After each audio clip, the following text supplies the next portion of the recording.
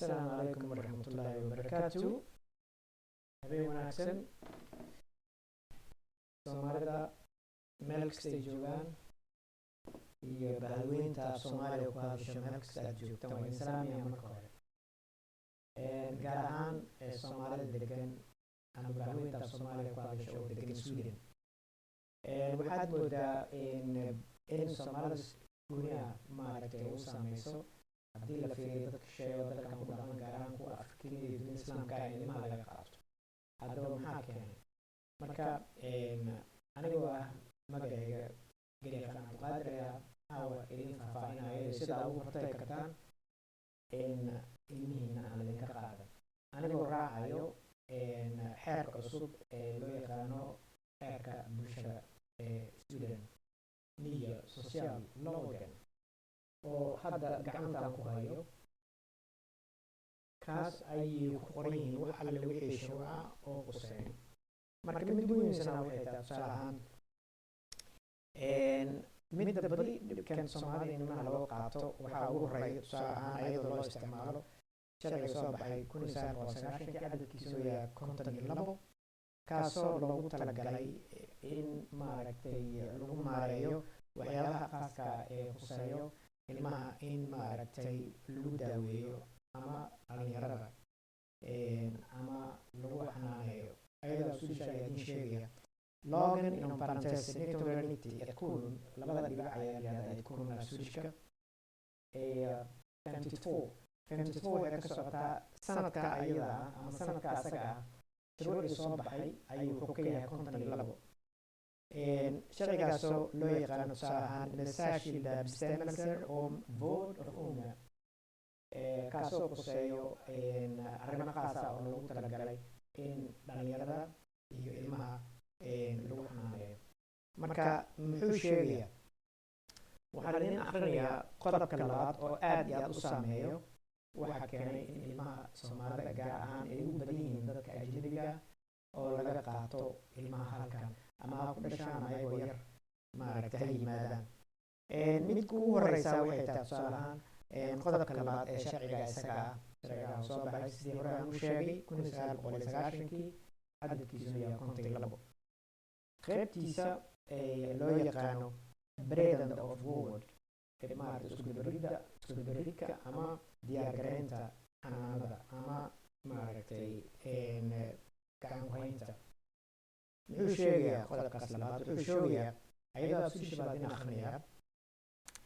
Vård ska beslutas om det på grund av fysisk eller psykisk misshandel waa in maaragtay la diyaargareeyaa go-aan ah kaasoo ku saabsan waxyaabo quseeya xagga jirka ama maskaxda kaasoo keenay waxaa loo yaqaana mishandel suushka oo ah jirdil iyo wixii lamida coma fasila sharciga baa meesha kasii socda ama qodobka labaad ayaa meesha kasii socdo paragraph 2 kaasoo keenaya waxaa loo yaqaana otillbörligt utnyttjande waxyaabo sharci darra oo ilmaha maaragtay lagaga faa'iideysto waan ku celinayaa otillbörligt utnyttjande coma ama fasila brister i omsorgen iyo ilmihii oo sidii rabay aan loo xanaaneyn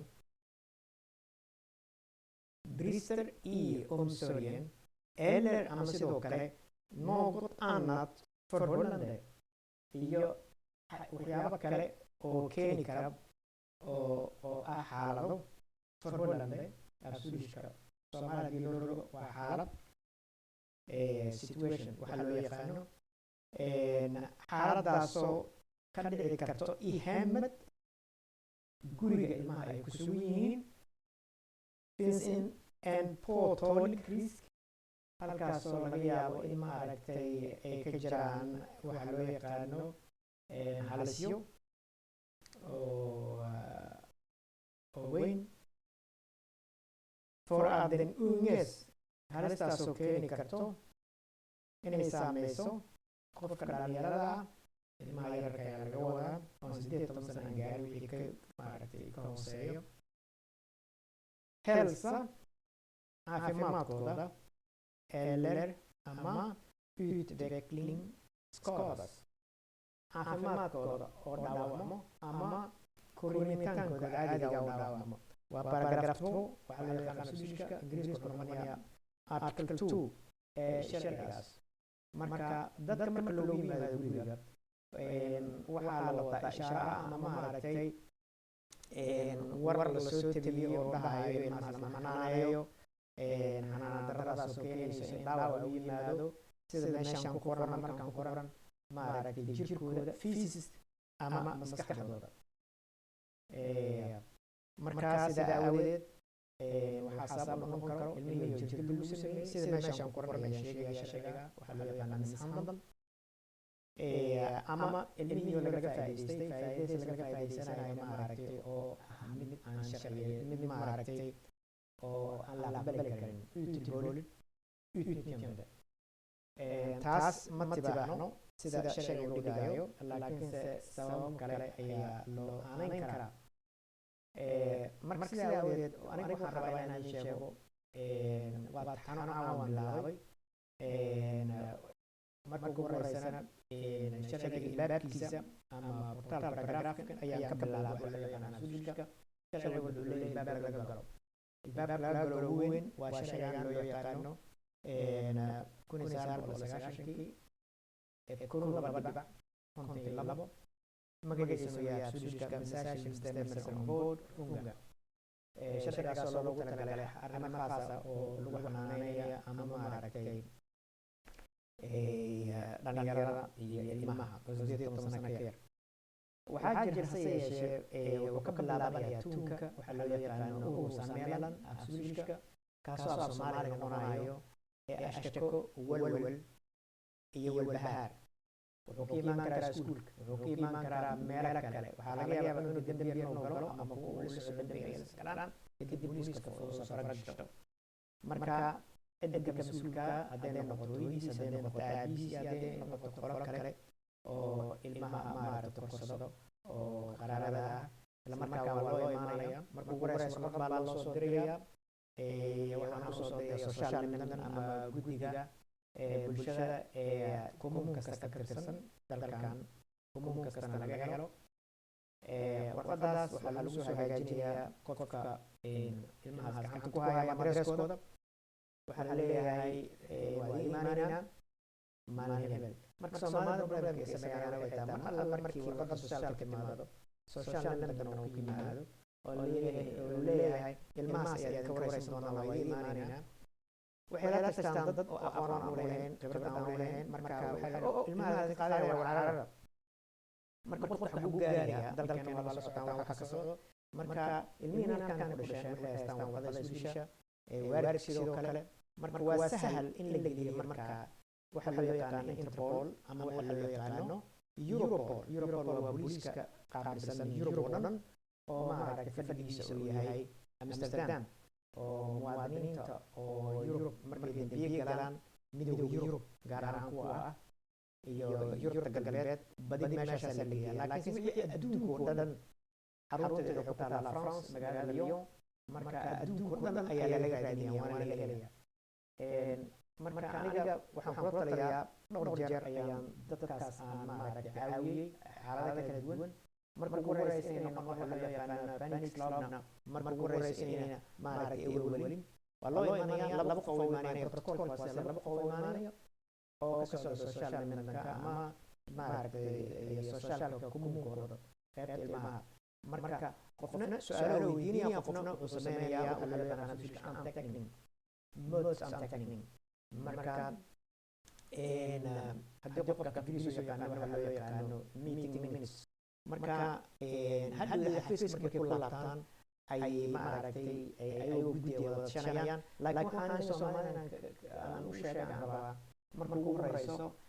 intaynan guriga idiin imaanin, marka ugu horeyso waa inaa gurigiina oo noqdaa guri aad iyo aad maaragtay oo laga dareemayo waxyaala kaws ah,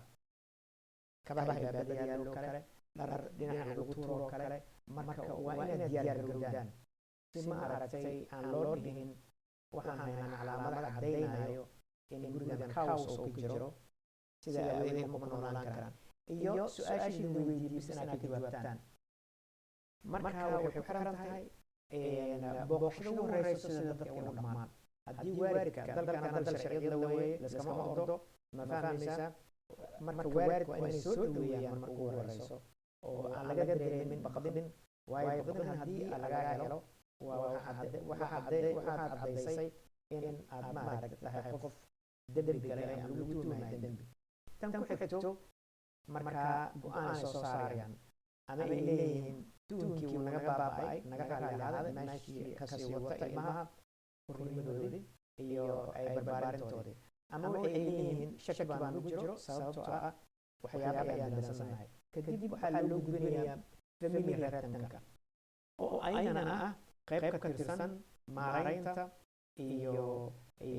inay suux u dhigaan waalidka isdagaalo intaan maxkamad loo gudbin sida maaragtay waalidka si dhaqsaa ay furnayn u degdegin hadday leeyihiin ilmo 18 sano ka yar markaa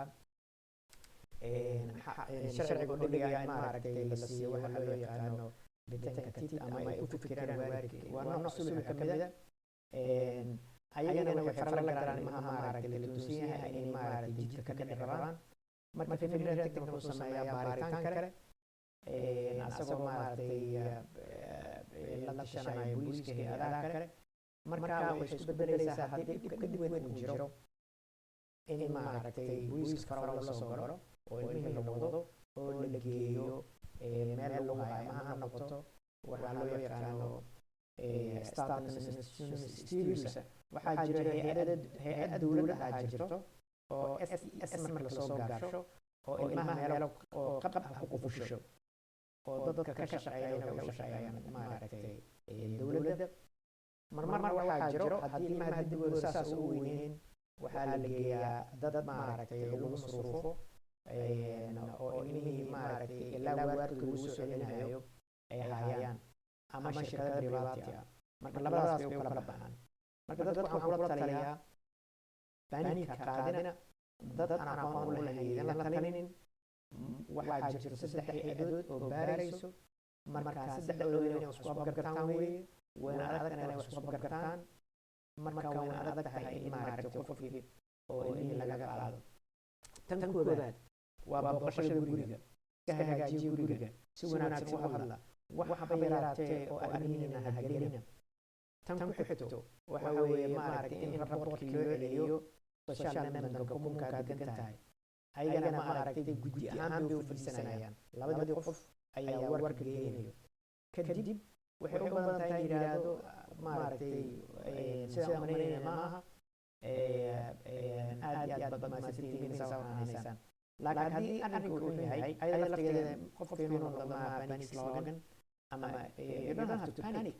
waa in maaragtay aad walwalin family retentanka idin gudbinaya family retentanka ayagana aragti gooni kale leeyihiin habraac kala gooni ay leeyihiin ayaga laftooda si degan waa inay wada hadashaan oo aan ahayn maaragtay wixii lagu yaqaano dadkan annaga haddaan Soomaali garabreetaan mar kastaba waxay hadduu dhaco waa bixina alaabteena qaadayna waa rarayna meel kale aadayna dalkan aadayna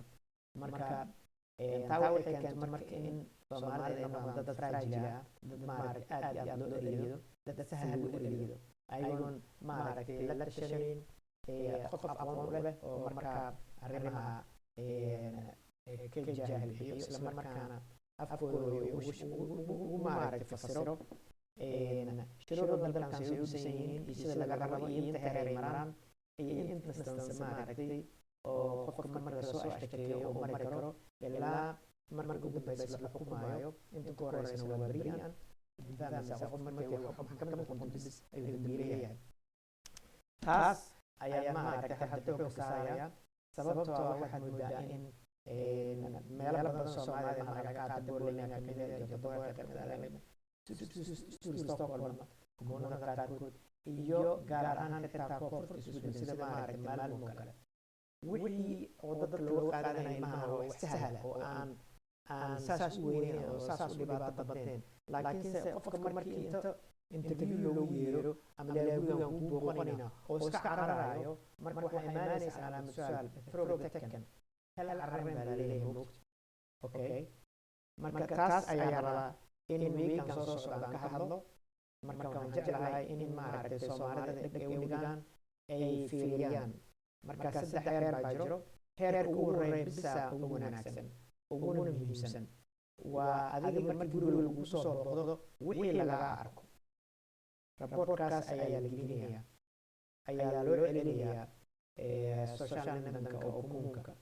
oo ka horeeyo. isla markaana haddii aan su-aal badan ay timaado oo shaki badan ay qabaan waxay u gudbinayaan family healthka. Marka waxaan rabaa qodobo kale oo ka hadlaya heerka loo yaqaan LBU, Lagan Board of Unga, waana xeerka lagu dhaqo badi ilmaha la qaadanayo oo gacanta lagu dhigayo. Xeerar badan buu kala leeyahay. Marka la qaatana waxay kala leeyihiin heerar kale oo lagu kala hayo. Mar waxaa la geeyaa meelo oo qam ah waalidka aan loo sheegin, mar waxaa la geeyaa meelo maaragtay oo disogspid aan lahayn oo waalidka uu booqan karo iyo qaraabada kale. Mar waqti xadidan baa la hayaa, marne maaragtay ilaa iyo waqti dheer baa la hayaa. Sababahana way kala duwan yihiin wax lagu soo eedeeyo ayaa kala nooca. Qaar waxaa jira waxa loo yaqaan stalking, iskuulka si fiican uma dhigtaan carruurta, waana wax ugu muhiimsan oo lagu soo weeraro waalidka. Waxaa ka mid ah iskuulka marka laga soo baxo meelaha oo maaragtay aan habbooneyn in ilmaha maaragtay rabshado ku sameeyaan, sida maaragtay meelaha loo yaqaan tusaale ahaan galeeriyooyinka oo kale oo ganacsatada taleefon ay jiraan, isla markaana yimaadaan oo dinsbaatiyaalkii oo isla markaana ilmihii iskuulka yimaadeen loo sheegay iskuulkan uu soo report gareynaya. Markaas waxaa jiro siyaabo badan ilmaha loo qabto aan ka sheekeyn doono laga bilaabo maanta. Arrimahaas ayaa idiin soo tabinayaa. Waxaan rajeynayaa inaad maaragtay aad la socotaan annagoo raacayno xeerka dalkan yaallo oo ah Daniel Social Logan. Kaas ayaa maaragtay lagu xukumaa maaragtay waxa keenayo in ilmaha Soomaalida laga qaato. Waan isku soo noqonaynaa. Waad mahadsantihiin. Waxaan leeyahay habeen wanaagsan. Waa Gargaar Cabdiqaadir oo idin maaragtay leh habeen wanaagsan. Waxaan rabaa inaan ku soo gunaado intaan iloobin taleefankayga iyo emailkayga iyo wax kasta wuxuu ku qoran yahay calaamadan dhinacayga bidixda ku taalo, idinkana dhinacayga midigta noqonayso. Halkay ku taalo Cabdiqaadir Axmed Maxamed ayaa labada iyo calaamadan miisaanka iyo labada xidig. Waad u jeedaan taleefankayga, waad u jeedaan maaragtay waxyaabaha kale oo meelaha kale lagala soo xiriiri karo sida Facebook iyo website kale oo YouTube aan leeyahay iyo wixii la mid ah. Marka intaa iyo habeen wanaagsan. Aad iyo aad ayaad mahadsantihiin. Habeen wanaagsan.